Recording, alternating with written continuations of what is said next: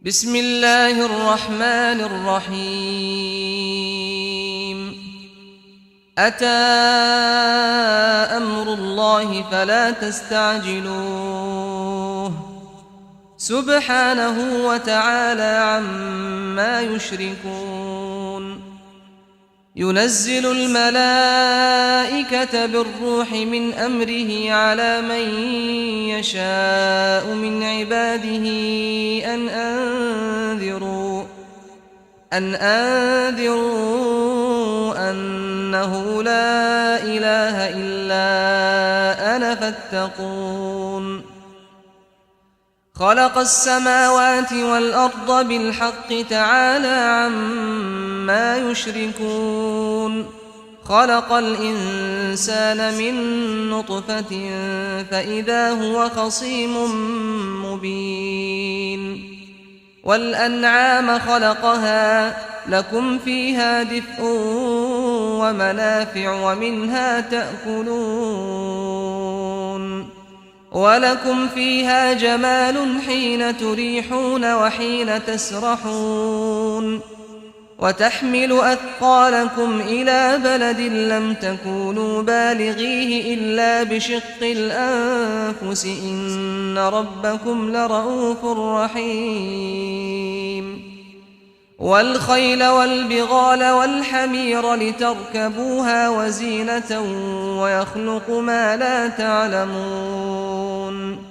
وعلى الله قصد السبيل ومنها جائر ولو شاء لهداكم أجمعين هو الذي أنزل من السماء ماء لكم منه شراب ومنه شجر فيه تسيمون ينبت لكم به الزرع والزيتون والنخيل والأعناب ومن كل الثمرات إن في ذلك لآية لقوم يتفكرون وسخر لكم الليل والنهار والشمس والقمر والنجوم مسخرات بأمره إن في ذلك لآيات لقوم يعقلون وما ذرأ لكم في الأرض مختلفا ألوانه إن في ذلك لآية لقوم يذكرون وهو الذي سخر البحر لتأكلوا منه لحما طريا وتستخرجوا منه حلية تلبسونها وترى الفلك مواخر فيه ولتبتغوا من فضله ولعلكم تشكرون وألقى في الأرض رواسي أن تميد بكم وأنهارا وسبلا لعلكم تهتدون وعلامات وبالنجم هم يهتدون أفمن يخلق كمن لا يخلق أفلا تذكرون وإن تعدوا نعمة الله لا تحصوها إن الله لغفور رحيم والله يعلم ما تسرون وما تعلنون والذين يدعون من دون الله لا يخلقون شيئا وهم يخلقون أموات غير أحياء وما يشعرون أيان يبعثون إلهكم إله واحد فالذين لا يؤمنون بالآخرة قلوبهم منكرة وهم مستكبرون لا جرم أن الله يعلم ما يسرون وما يعلنون إنه لا يحب المستكبرين وإذا قيل لهم ماذا أنزل أنزل ربكم قالوا أساطير الأولين ليحملوا أوزارهم كاملة يوم القيامة ومن أوزار الذين يضلونهم بغير علم ألا ساء ما يزرون قد مكر الذين من قبلهم فأتى الله بنيانهم من القواعد فخر عليهم السقف من فوقهم وأتاهم العذاب من حيث لا يشعرون ثم يوم القيامة يخزيهم ويقول أين شركائي الذين كنتم تشاقون فيهم قال الذين أوتوا العلم إن الخزي اليوم والسوء على الكافرين الذين تتوفاهم الملائكة ظالمي أنفسهم فألقوا السلم ما كنا نعمل من سوء بلى إن الله عليم بما كنتم تعملون فادخلوا أبواب جهنم خالدين فيها فلبئس مثوى المتكبرين وقيل للذين اتقوا ماذا أنزل ربكم قالوا خيرا للذين أحسنوا في هذه الدنيا حسنة ولدار الآخرة خير ولنعم دار المتقين جنات عدن يدخلونها تجري من تحتها الأنهار لهم فيها ما يشاءون كذلك يجزي الله المتقين الذين تتوفاهم الملائكة طيبين يقولون سلام عليكم ادخلوا الجنة بما كنتم تعملون هل ينظرون إلا أن تأتيهم الملائكة أو يأتي أمر ربك كذلك فعل الذين من قبلهم وما ظلمهم الله ولكن كانوا أنفسهم يظلمون فأصابهم سيئات ما عملوا وحاق بهم ما كانوا به يستهزئون وقال الذين أشركوا لو شاء الله ما عبدنا من دونه من شيء نحن ولا آباؤنا ولا حرمنا من دونه من شيء كذلك فعل الذين من قبلهم فهل على الرسل إلا البلاغ المبين ولقد بعثنا في كل أمة رسولا أن اعبدوا الله واجتنبوا الطاغوت فمنهم من هدى الله ومنهم من حقت عليه الضلالة فسيروا في الأرض فانظروا كيف كان عاقبة المكذبين إن تحرص على هداهم فإن الله لا يهدي من يضل وما لهم من ناصرين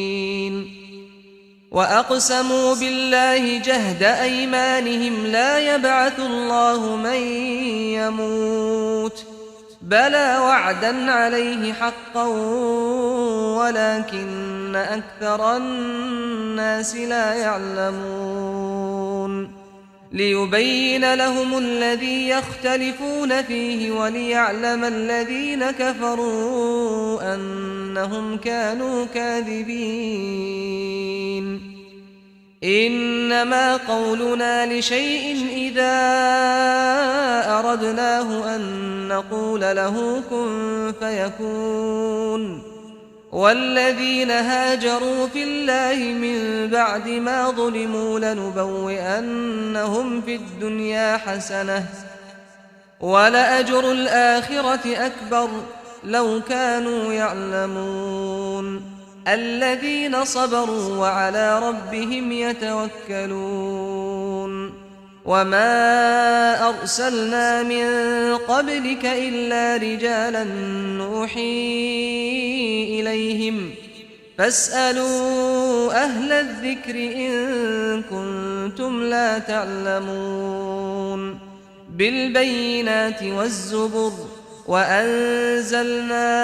إليك الذكر لتبين للناس ما نزل إليهم ولعلهم يتفكرون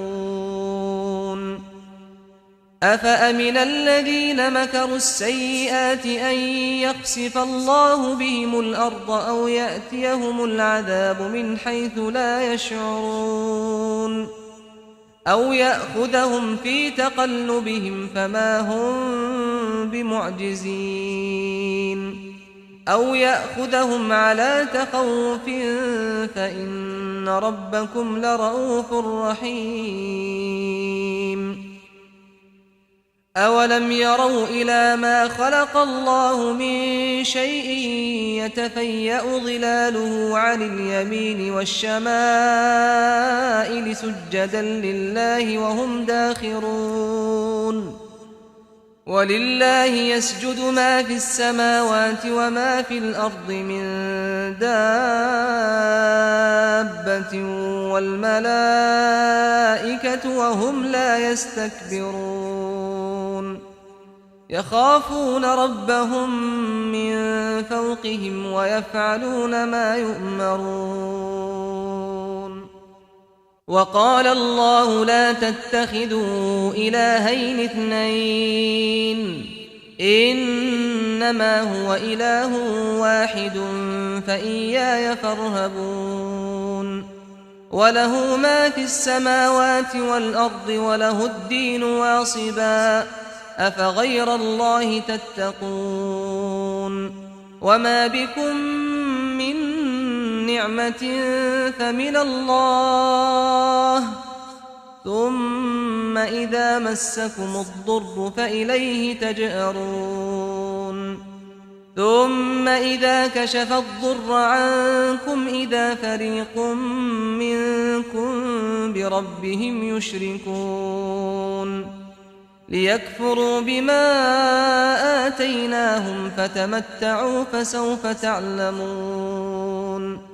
ويجعلون لما لا يعلمون نصيبا مما رزقناهم تالله لتسألن عما كنتم تفترون ويجعلون لله البنات سبحانه ولهم ما يشتهون وإذا بشر أحدهم بالأنثى ظل وجهه مسودا وهو كظيم يتوارى من القوم من سوء ما بشر به أيمسكه على هون أم يدسه في التراب ألا ساء ما يحكمون للذين لا يؤمنون بالآخرة مثل السوء ولله المثل الأعلى وهو العزيز الحكيم ولو يؤاخذ الله الناس بظلمهم ما ترك عليها من دابة ولكن يؤخرهم إلى أجل مسمى فإذا جاء أجلهم لا يستأخرون ساعة ولا يستقدمون ويجعلون لله ما يكرهون وتصف ألسنتهم الكذب أن لهم الحسنى لا جرم أن لهم النار وأنهم مفرطون تالله لقد أرسلنا إلى من قبلك فزين لهم الشيطان أعمالهم فهو وليهم اليوم ولهم عذاب أليم وما أنزلنا عليك الكتاب إلا لتبين لهم الذي اختلفوا فيه وهدى ورحمة لقوم يؤمنون والله أنزل من السماء ماء فأحيا به الأرض بعد موتها إن في ذلك لآية لقوم يسمعون وإن لكم في الأنعام لعبرة نسقيكم مما في بطونه من بين فرث ودم لبنا خالصا سائغا للشاربين ومن ثمرات النخيل والأعناب تتخذون منه سكرا ورزقا حسنا إن في ذلك لآية لقوم يعقلون وأوحى ربك إلى النحل أن اتخذي من الجبال بيوتا ومن الشجر ومما يعرشون ثم كلي من كل الثمرات فاسلكي سبل ربك ذللا يخرج من بطونها شراب مختلف ألوانه فيه شفاء للناس إن في ذلك لآية لقوم يتفكرون والله خلقكم ثم يتوفاكم ومنكم من يرد إلى أرذل العمر لكي لا يعلم بعد علم شيئا إن الله عليم قدير والله فضل بعضكم على بعض في الرزق فما الذين فضلوا براد رزقهم على ما ملكت أيمانهم فهم فيه سواء أفبنعمة الله يجحدون والله جعل لكم من أنفسكم أزواجا وجعل لكم من أزواجكم بنين وحفدة ورزقكم من الطيبات أفبالباطل يؤمنون وبنعمة الله هم يكفرون ويعبدون من دون الله ما لا يملك لهم رزقا من السماوات والأرض شيئا ولا يستطيعون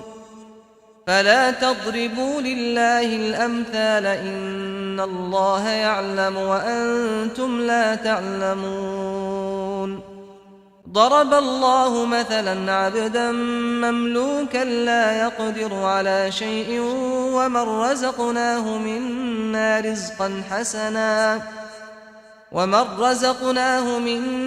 رزقا حسنا فهو ينفق منه سرا وجهرا هل يستوون الحمد لله بل أكثرهم لا يعلمون وضرب الله مثلا رجلين أحدهما أبكم لا يقدر على شيء وهو كل على مولاه أينما يوجهه لا يأتي بخير هل يستوي هو ومن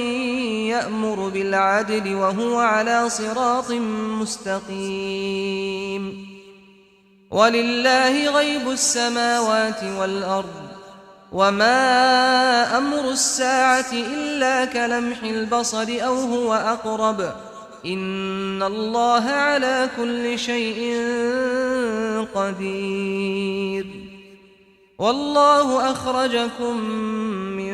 بطون أمهاتكم لا تعلمون شيئا وجعل لكم السمع والأبصار والأفئدة لعلكم تشكرون ألم يروا إلى الطير مسخرات في جو السماء ما يمسكهن إلا الله إن في ذلك لآيات لقوم يؤمنون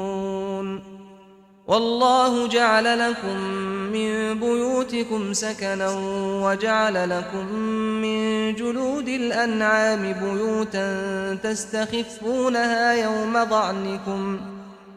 تستخفونها يوم ضعنكم ويوم إقامتكم ومن أصوافها وأوبارها وأشعارها أثاثا ومتاعا إلى حين والله جعل لكم مما خلق ظلالا وجعل لكم من الجبال أكنانا وجعل لكم سرابيل تقيكم الحر وسرابيل تقيكم بأسكم كذلك يتم نعمته عليكم لعلكم تسلمون فإن تولوا فإنما عليك البلاغ المبين يعرفون نعمة الله ثم ينكرونها وأكثرهم الكافرون ويوم نبعث من كل أمة شهيدا ثم لا يؤذن للذين كفروا ولا هم يستعتبون وإذا رأى الذين ظلموا العذاب فلا يخفف عنهم ولا هم ينظرون وإذا رأى الذين أشركوا شركاءهم قالوا ربنا هؤلاء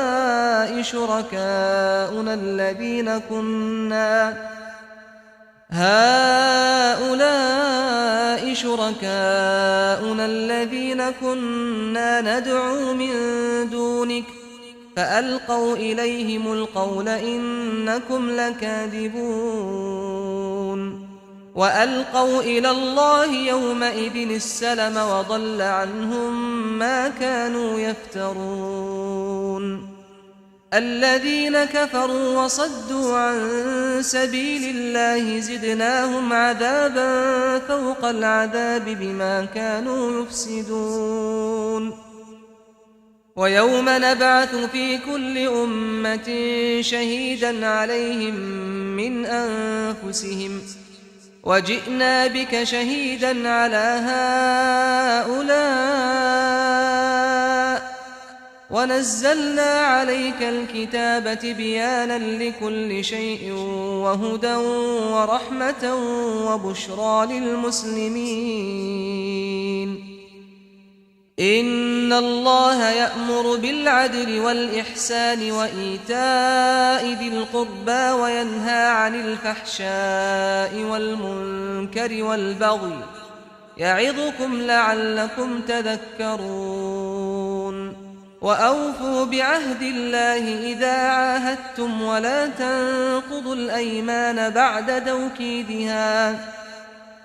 تنقضوا الأيمان بعد توكيدها وقد جعلتم الله عليكم كفيلا إن الله يعلم ما تفعلون ولا تكونوا كالتي نقضت غزلها من بعد قوة أنكاثا تتخذون أيمانكم دخلا بينكم أن تكون أمة هي أربى من أمة إنما يبلوكم الله به وليبينن لكم يوم القيامة ما كنتم فيه تختلفون ولو شاء الله لجعلكم أمة واحدة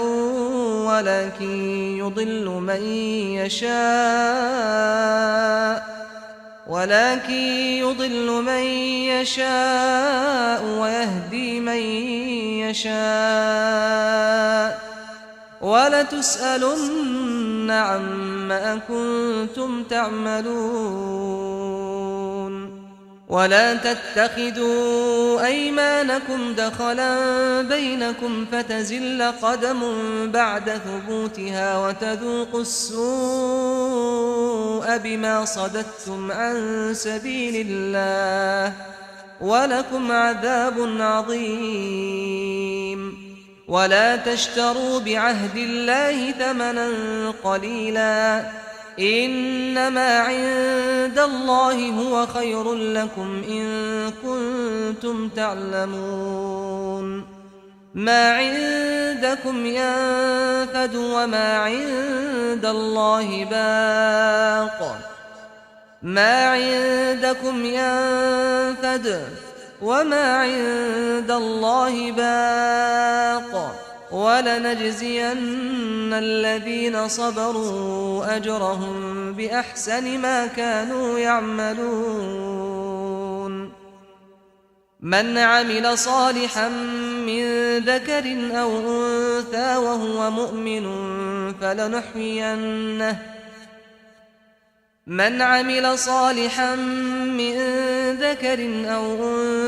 وهو مؤمن فلنحيينه حياة طيبة ولنجزينهم أجرهم بأحسن ما كانوا يعملون فإذا قرأت القرآن فاستعذ بالله من الشيطان الرجيم إنه ليس له سلطان على الذين آمنوا وعلى ربهم يتوكلون إنما سلطانه على الذين يتولونه والذين هم به مشركون وإذا بدلنا آية مكان آية والله أعلم بما ينزل قالوا إنما أنت مفتر بل أكثرهم لا يعلمون قل نزله روح القدس من ربك بالحق ليثبت الذين آمنوا وهدى وبشرى للمسلمين ولقد نعلم أنهم يقولون إنما يعلمه بشر لسان الذي يلحدون إليه أعجمي وهذا لسان عربي مبين إن الذين لا يؤمنون بآيات الله لا يهديهم الله ولهم عذاب أليم إنما يفتري الكذب الذين لا يؤمنون بآيات الله وأولئك هم الكاذبون من كفر بالله من بعد إيمانه إلا من أكره وقلبه مطمئن بالإيمان ولكن من شرح بالكفر صدرا فعليهم غضب من الله ولهم عذاب عظيم ذلك بأنه مستحب الحياة الدنيا على الآخرة وأن الله لا يهدي القوم الكافرين أولئك الذين طبع الله على قلوبهم وسمعهم وأبصارهم وأولئك هم الغافلون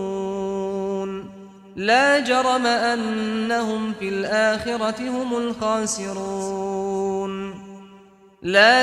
أنهم في الآخرة هم الخاسرون ثم إن ربك للذين هاجروا من بعد ما فتنوا ثم جاهدوا وصبروا إن ربك من بعدها لغفور رحيم يوم تأتي كل نفس تجادل عن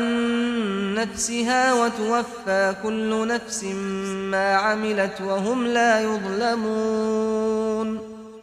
وضرب الله مثلا قرية كانت آمنة مطمئنة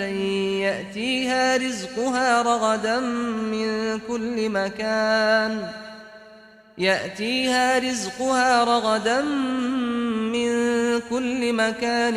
فكفرت بأنعم الله فأذاقها الله لباس الجوع والخوف بما كانوا يصنعون ولقد جاءهم رسول